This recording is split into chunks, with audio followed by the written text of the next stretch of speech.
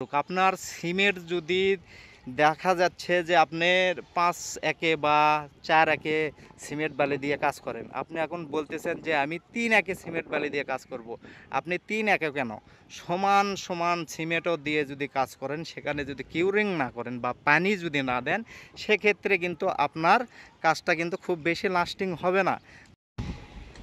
একটা বিল্ডিংয়ের যখন সম্পূর্ণ কাজ হয়ে যায়, বিশেষ করে আমরা যখন একটা ছাদ ঢালাই করি, সেই ছাদ ঢালাইটা কিন্তু আপনার কি করা হয়, ছাদ ঢালাইয়ের পরের দিন এরকম বাঁধ দেওয়া হয়, বাঁধ দিয়ে কিন্তু এখানে পানি দেওয়া হয়, এই জন্য যাতে আমাদের ছাদটা ঠান্ডা থাকে। মানে যখন সিমেন্ট বালুর কোনো কাজ করবেন, আপনাকে খেয়াল রাখতে হবে যাতে আমার এই ছাদটা যেন ঠান্ডা থাকে। বা আপনার গাঁথনি করেন, প্লাস্টার করেন, যে কোনো জায়গায় কাজ করেন না কেন, সেই কাজগুলোকে আপনাকে ঠান্ডা রাখতে হবে। এই ছাদটা কিন্তু পানি চুষবে না বা পানি খাবে না, কিন্তু একে কিন্তু ঠান্ডা রাখতে হবে, এই জন্যে যাতে সিমেন্টটা যেন ঠান্ডা পাইলে কিন্তু সিমেন্টটা জমে যায়, এই জন্য সিমেন্টটাকে আপনার ঠান্ডা রাখতে হবে।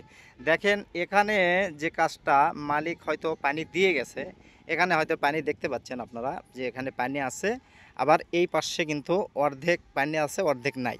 মানে ছাদটি যাই হোক, আমরা এটা ফাইনাল করছি যে ছাদের উপর যেন পানি না থাকে, পানিটা যেন পড়ে যায়। এরই উপরে ছাদ হয়তো আরও 10 বছর হয়তো বা 5 বছর বা 7 বছর পরে হতে পারে। সেই জন্য আমরা কি করছি, চারে সাইডে এই আল করছি যাতে আমাদের ছাদটা স্লোপ আছে, সেই ছাদে কিন্তু আমরা পানিটা ধরে রাখতে পারি। আর বিশেষ করে দেখেন এগুলো জায়গায় শুকনা, মানে এখানে কোনো পানি নাই, ওই পাশে পানি আছে, যেহেতু স্লোপ করা হয়েছে, বাদ দেওয়া হয়েছে যাতে এখানে পানিটা ধরে রাখা যায়। আর এই পাশেও দেখেন শুকে গেছে, ওই পাশেও শুকিয়ে গেছে। আমাদের ছাদটি ঢালাই করা হয়তো বা আমাদের 3 দিন বা 4 দিন হয়েছে। এই ছাদটাতে আমি এসে আবার এখানে কিন্তু পানি দিতেছি, যেটা কাজ আমার না, যে কাজটা আমার না, আমি এখানে দেখতে আসছি যে ছাদটা কীরকম হয়েছে বা কীরকম পানি আছে, একটু দেখার জন্য আসছি।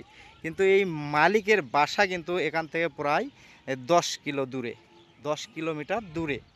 তে আমাদের সাইট আছে এখানে, আমাদের দুপচাচিয়া এলাকায় অনেক কাজ হচ্ছে, সেই কাজগুলো আমরা পরিদর্শন করতে আসি বা দেখতে আসি যে আমার কাজটা কিভাবে চলতেছে, বা আমরা যে কাজ নেই সেটা কিন্তু গুরুত্ব সহকারে দেখার চেষ্টা করি। তো এখানে যাই হোক পানিটা নেই, সেই জন্য আমি এসে দেখলাম পানিটা নেই, পানিটা দিচ্ছি।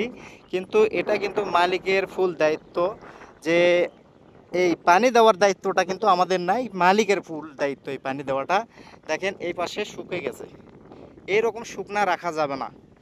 মানে আপনার ছাদটা অন্তত কমপক্ষে 15 দিন নিম্ন আপনাকে কিন্তু ফুল পানি দিয়ে রাখতে হবে, পানি দিয়ে ঠান্ডা রাখতে হবে। যেমন ওই রুমে আপনারা দেখতে পাচ্ছেন ওটা ফুল পানি আছে, কিন্তু এগুলোতে পানি নাই, এগুলোতে নিচে পানি আছে, উপরে পানি নাই। এই পানিটা কিন্তু আপনাকে খেয়াল রাখতে হবে যেন সব সময় ফুল থাকে, সব সময়ের জন্য ফুল থতে হবে।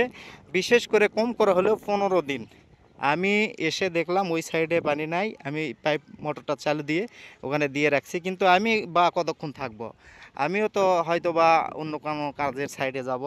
তে আমি চাইবো যে আপনারা যারা এরকম বাড়ি করতেছেন, বাসা থেকে যদি অনেক দূরে হয়, সেক্ষেত্রে একটা লোক রাখার চেষ্টা করবেন, এবং প্রতিদিন সেই লোকটা যেন ছাদে পানি দেয়। বা আপনি প্রতিদিন সকালে একবার আসবেন যে আপনার ছাদে কী রকম অবস্থা হয়েছে, পানি আছে না পানি নাই, বা আপনার কাজ যেগুলো হচ্ছে, গাঁথনি হোক, প্লাস্টার হোক, আর যেটাই হোক, যে কিউরিংটা ঠিক মতো হচ্ছে কিনা বা পানি দেওয়া হচ্ছে কিনা, এই জিনিসগুলো আপনাকে অবশ্যই খেয়াল রাখতে হবে। নিজের বিল্ডিংকে সুরক্ষিত রাখতে হলে এটা খেয়াল রাখতে হবে, না হলে কিন্তু এখানে অনেক সময় মিস্ত্রির দোষটা বেশি চলে আসে, যে মিস্ত্রি কাজ ভালো করে নাই।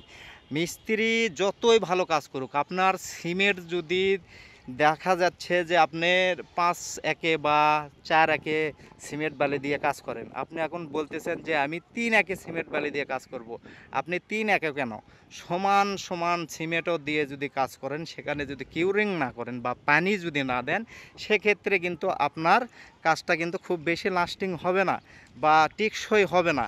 সেক্ষেত্রে আপনাকে কিন্তু পানি দিতেই হবে। আর আপনি যত কড়াই সিমেন্ট বালি ব্যবহার করেন না কেন, তাও পানি দিতে হবে। এই পানিটার মানে সিমেন্টের ক্ষেত্রে পানিটা তার জীবন।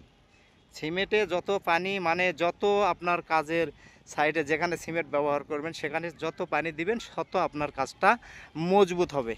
ঠিক আছে, সবাইকে ধন্যবাদ জানাই, বা আমি রিকোয়েস্টও করব এর সাথে যে আপনারা যেখানেই সিমেন্ট বালির কাজ করেন না কেন অবশ্যই পানি দেওয়ার চেষ্টা করবেন। বিশেষ করে আপনার নির্দিষ্ট একটা সময়ে পানি দিয়ে রাখবেন, তাহলে আপনার কাজটা সঠিক এবং মজবুত হবে। এবং সব সময় আপনি এটা চেষ্টা করবেন যে আপনার কাজটা সঠিক এবং মজবুত করতে চাইলে শুধু মিস্ত্রির ওপর বা অন্য কারোর ওপর হেলাই ফেলাই রাখবেন না, নিজে একটু চেক করার চেষ্টা করবেন।